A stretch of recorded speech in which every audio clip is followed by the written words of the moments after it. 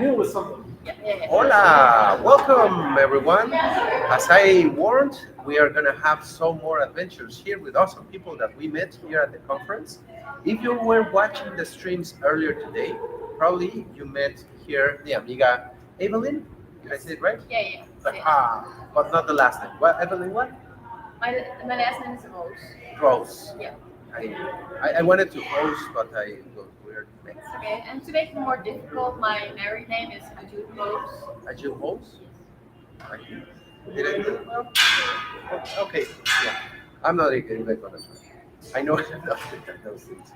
But this is a part of a set of awesome experiences because we get to meet them, talk to them, and interact and share a lot of the knowledge experiences that they bring from far away. Evelyn, where do you come from? I flew in from the Netherlands, which is What in city? Europe. I live in the south of the Netherlands, a city called Helmond, which is Helmut. quite a small city. It's like 100,000 inhabitants. Inhabitants? Yeah. That's pretty good. And you traveled all the way towards Las Vegas, Yes. maybe, uh, to teach people and help and share, spread the words of Agile and modern methodologies. I admire that a lot. It's quite a journey, quite a trip, just to do that.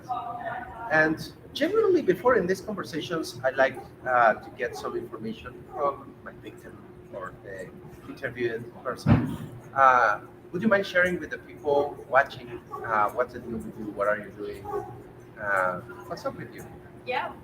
So I work at CB Academy, and I'm a trainer, professional Scrum trainer for Scrum.org. I also teach training from the back of the room, which is how you can become a better training.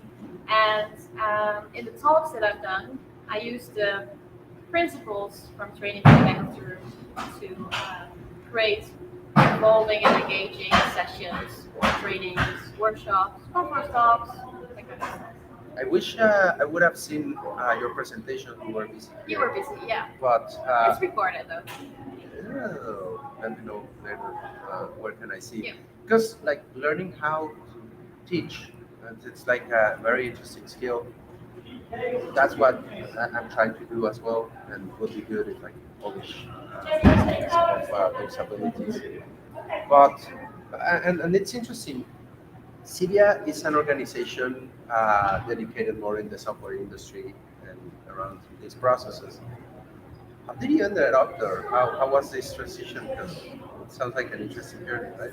It was an interesting journey. I did my bachelor's and master's in information science, working with IT, computer science. And after university, I wanted to go into information security, but not the technical part, but more on science or uh, human behavior in combination with security. Or Because like social engineering? yeah, social stuff like engineering. Yeah. So because you can write a very good security policy, but if your employees still write their password on a sticky note and put it on their screen, yeah, your policy is worth nothing. But I'm talking about like 20 years ago. And then there was in information security were kind of two kinds of people. There were the hackers, and you had very old people thinking of those policies. And I did not really fit into that in either categories, and it was not even happening back then. So it was not as popular as now. It was security was something that you did on the side. Now it gets a lot of focus, right? Because well, everything's connected. And, well, We wish it got better. It's I- better than before. I do give you think that. it changed. It has changed. Anyway, so I wanted to do that. Did not got the opportunity. So I started as a Microsoft CRM consultant. And after a year, I thought, well, this is not what I want to do. So I again pursued my career in information security. Got to an organization where they said, well, you can try that, but we would like you to start at the very bottom technical part. So configuring networks and firewalls, Whoa. those were the things that I had to learn about. So ICNT, one and two. I did those. Um, and again, I wanted to get up there or get into the position that I wanted by starting at the very first, or the basic, or the foundation of security, which is network, firewall, configuration. Fine, I'll do that.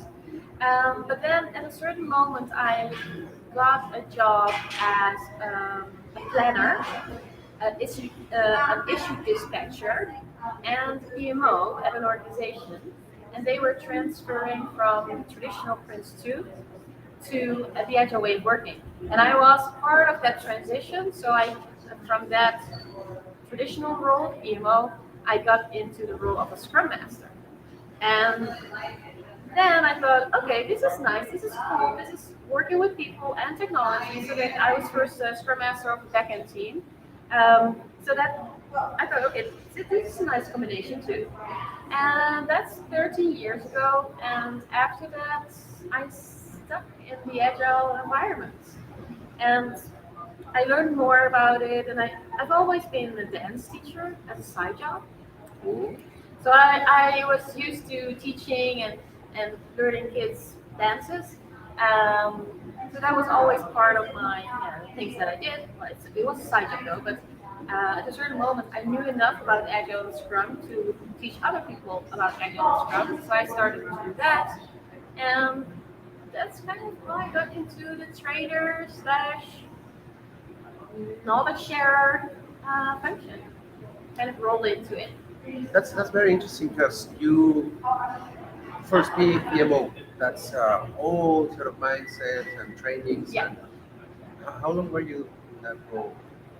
I think at that year, You didn't have enough time for that to really sink in because that's grow on me. yeah. I think that's a big danger when people try to move from PMO into Agile. You say that it's 3D and it was like, oh my god, this is great. Yeah, But whoever has it grown on them, the PMO side, is like, oh, they Yeah. have to. And it's super. It was super funny when you mentioned like, it was cool for you. yeah. What were the main things attractive for you with that transition? The main thing that I thought was very important that in the agile way of working or Scrum, it's more about the people, the individuals, giving them autonomy. While before it was we have a roadmap, we have a Gantt chart, we have to execute this plan, and okay, great that the customer has the wishes, but just let's wait until the next release to incorporate them. So I think the flexibility and that it's about the human beings doing it. I think that was the most attractive or most fun for me. It's a big difference, as you say. It's human beings in the team instead of resources. Yeah, That yeah, was yeah. before PMO. Yeah. I remember it was a interesting balance in that. And so you were already used to teach dance, right? Yes. Yeah. And how the side of teaching and sharing this goes. You were already like into technology, into processes, agile, dance classes on the side, but the pedagogical side of things. Where? How did that happen? Yeah, so teaching a dance class, you can compare it to teaching a new way of working. Like, and it's repeating. It's first in dance. You first explain the steps. Then you do it slowly without music. Then you do it fast on music, and then you let them do it themselves. What That's how type of you. dance? Well, it was the dance that you kind of see at the like Beyonce has their background dancers. That Okay, kind of dance. choreography. Yeah, choreography. And for small kids, it's like um, something that you know. Regional dance. Or Yeah, like you have the TV shows from for children. They have a nice song, and we would have a dance on that. the Barney songs. I love you. For instance, yeah, something like that. Yeah, but usually in Dutch, of course, because that's the kids understand. And so you have these certain steps how you can teach a dance to someone or to a kid. And I do think that resembles kind of how we teach or how we transform or how we do agile transformations. Actually, I don't know if it's exactly the same, but there I see some analogies. you can identify some steps in it, right? So, and you teach them how to do it, and then they have to do it themselves, or you explain how, or you take them along every step, every count, take them along, and then they have to do it. What counts? Yeah, you know what? Step count? Yeah, step count. Yeah. Do you still have? Did you also have that? 1, 2, 3, 5, 6, 7, and you jump 4 for a reason. I don't know. Is that? I think Yeah, and like is that universal? yes, Wow. yeah, and well, for salsa you have a different. You have one. Yeah. Yeah, so Cool. different rhythms is also a good analogy, right? Different dances, different organizations, different rhythms, different styles. I love that analogy. So- I didn't think about it because yeah, one places it could be like Beyonce, the other is salsa. Exactly, We're yeah. trap, and Yeah. your organization is different. Wow. Yeah. Yeah, that's an awesome analogy. And I'm taking notes like try it first without music, then little by little, suck at dancing. I really need to improve that. Yeah. But not well. Maybe agile is the same. And so once you are with CBN and you are starting to apply your skills for teaching people, how are things in there? What are you? Because um, they have here an awesome playbook for the Scrum Master. It's like a children's book, and I love that. When I saw it, I'm like, oh my god, this is so awesome. So I have so many questions behind that. How all this happened, and Yeah. what's the story behind it? Because you are part of the authors, Yes. co-author of them. Yeah, I am. Yeah, so when I started at CBI, I did consultancy. So I was agile coach or agile transformation consultant, or I should call it scrum master. But whatever you call it, I was helping organizations to become more agile, to do the agile way of working. And I always combine that with teaching or teaching classes, like scrum master, product owner, agile leadership, that kind of stuff. But when you're also doing consulting, it's difficult to do both Balance, yeah. because you have a great customer, but I also want to teach. So that's 2 days of a week. And the customer is like, well, but we have this very important meeting. Well, I cannot be there because I am training. So it's difficult, it's challenging. And when are you going to prepare? You don't want to prepare in your customers' billable Billable hours. So when do you do it? At night or in the weekend? So 3 years ago, I started a CD Academy, which is full focus on training, teaching, doing conference talks, and writing content.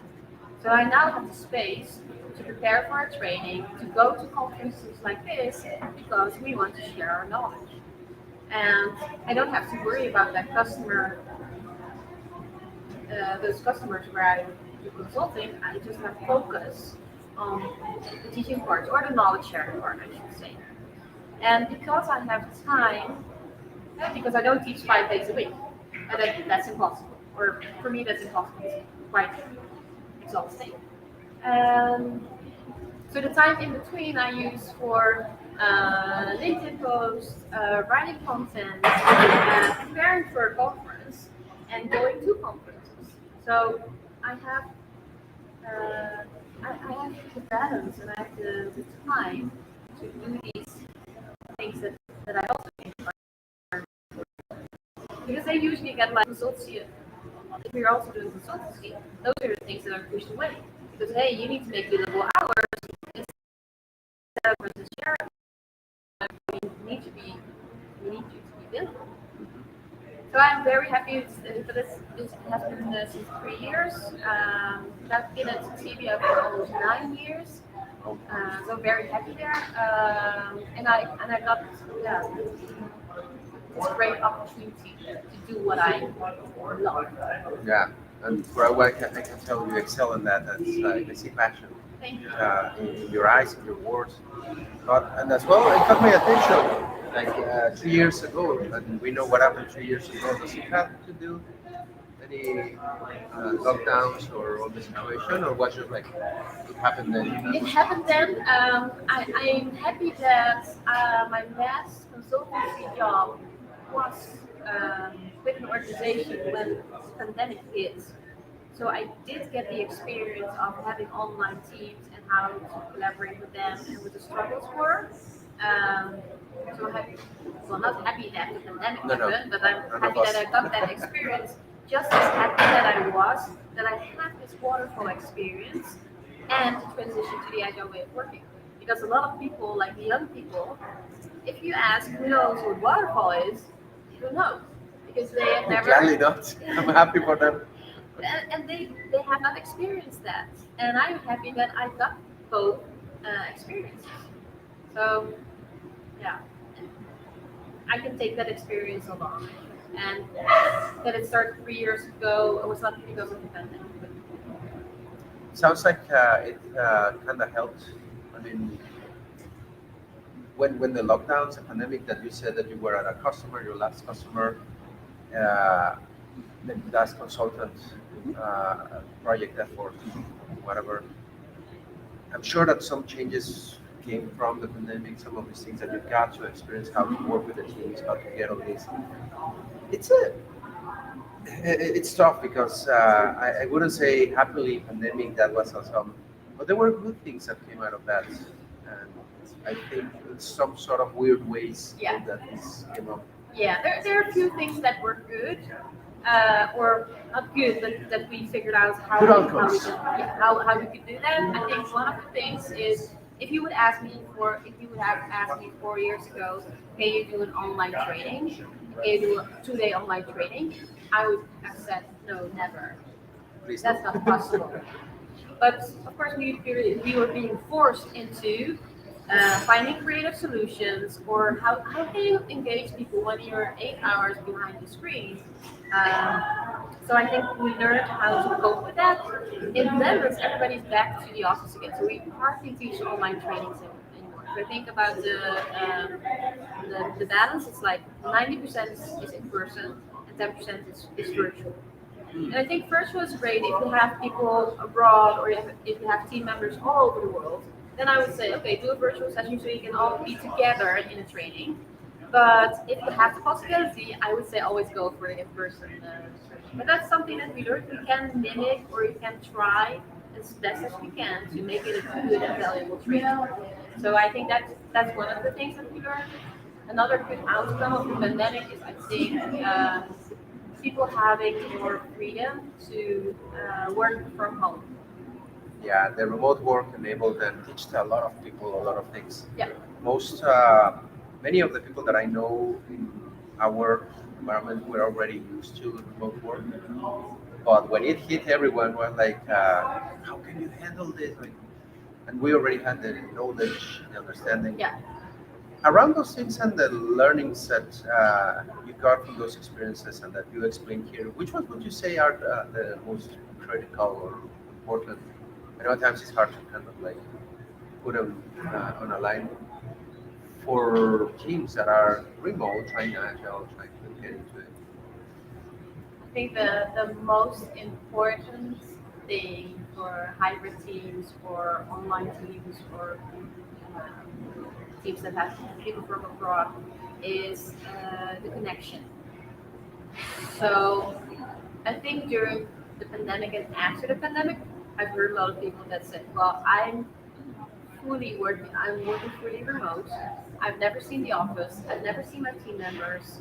Um, and I think, but how is that? How is that possible? You want to know who you're dealing with. And you want to know who you can count on. You want to know how they look, not how they feel or smell, but It's part of the thing.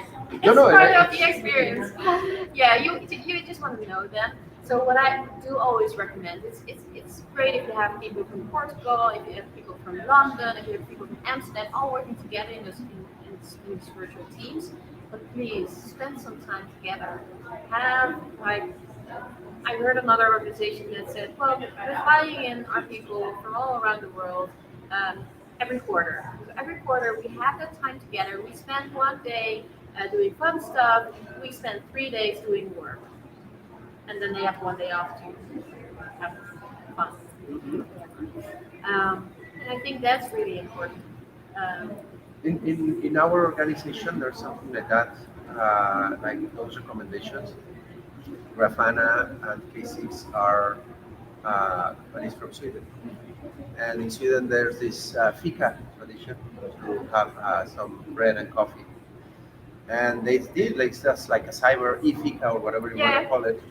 Every here and then, a bot will pair you up with someone in the team, like, hey, schedule a meeting, 30 minutes, talk to each other, become friends. Because it's really important. I do agree with you. You don't feel that isolated or far from what is the situation. And they are not just names in the list; they are Yeah. people to you and They're your people. Yeah. coworkers, right? Yeah. And now moving on a little bit on the book, I quickly want to cover a few questions. What's the deal with the book? I'm super curious. Yeah. So I've been working at Toshiba for 9 years, and we recently, um, someone I know also got to work at Toshiba, and this person Sjoerd, who's the other author of the book, he already has loads of good ideas that he wants to pour into a book. And I was like, okay, I want to join. So I joined him in creating the book. It's a book for Scrum Masters or facilitators or anyone who does something with teams, team members. And it tells you how you can make your work more energizing, more active, more fun, more playful. And so we collected numerous plays, and that's my playbook, that you can use to facilitate sessions with your team. To improve those relationships. And I Yeah. think it's super. As soon as I saw it, it's like a book for kids, but for grown-ups. Yes. Yes. I It is for love it. grown-ups. Yeah. The, Yeah. the Yeah. template for anyone I have seen here, the Scrum Master Playbook by Schroeder, Michelin, Sure, Nederland? Nyman, Yes. and Evelyn Ross. Yes. Yeah, Yeah. gonna keep butchering. Where can people find the book? How can we get them? I'm drooling for having it. Yeah. Well, I'm gonna give you this one, and I'm gonna send you a link how to order it. Okay, yes, because I'm sure more people, and I would highly recommend everyone, if you can get fun books, way interesting ways and appealing ways to learn all these things, those are the best. And I'm super happy that you did. Like, I saw the drawings and all the cartoons and exercises. I'm like, this is my type of book. Yeah, Right yeah. away. Well, Shoot is very creative, so the drawings and the selection of images, that's all him. And I tried to chip in where I could. So adding the brain science from training from the back of the room, getting Sharon Bowman to write a short introduction for it, or actually it's on the back side, so it's not an introduction. Um, so I added some things, but main author is Stuart, and I just tried to help him. No, I think it's an awesome endeavor, and everyone look it up. We're gonna post the links how to get it, and I'm super happy. Thank you Yeah, so that's much. yours. See? Gonna be reading so much flying back home. Enjoy it. No, I am totally gonna devour it. And well, not only that, you're also here as speaker. We're already kind of in the ramp down. We're already like close to the end, but you didn't do only a talk. You were super active here. So you did two talks, Yes. no tutorial, right? No. Just two talks in the same day. Yes. Yeah. Wow. Yeah. One was before lunch, one was after lunch, and And right after that, she's here. yeah. Here. Wow. Yeah. Yeah. Superwoman. And I did one together with Rosemary. Uh-huh. So So the first talk, what was it about? first off was the power of personal engagement. Um, how can you create more involving, interactive Scrum events by using nonverbal behavior and, or by observing nonverbal behavior and using the brain science principles from training from the back of the room. So what's Which my principles are I'm not familiar with? So we have six. Training for the back of the room is a method how you can become a better trainer. So we teach how you can make your learners learn better, how do they digest information, and how can you maximize the learning. That's what training for the back of the room is about. And so it's not about teacher, no, it's about your students, it's about your learners, and a lot of these things that are from training from the back of the room are based upon neuroscience. So that works in every situation because that's how the brain works. It's not just for training, it's also for Scrum events, it's also for conference talks, and you can even use it in interview settings or video or television. I'm already thinking how to apply it here. I'm so sad that I missed that talk. I'm really curious now We'll about probably get another shot, hopefully, sometime, yeah. And using those brain science principles, like and there are six. So there's movement over sitting, there's talking over listening, there's shorter over longer, there's images over words, there is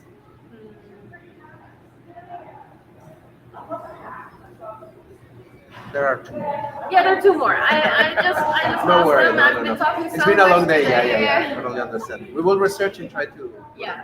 So there are six, and using those six brain science principles in anything that you do helps you to create more effective meetings, more interactive uh, Scrum events, yeah, like your sprint retrospective. How can you do that better? But also for the conference talks that I've given, I use those principles to keep the people engaged for 60 minutes. It's not me talking for 60 minutes about how we should do it. No, it's people learning a little bit and then applying it, actually doing something with that Is it like knowledge. a dynamic?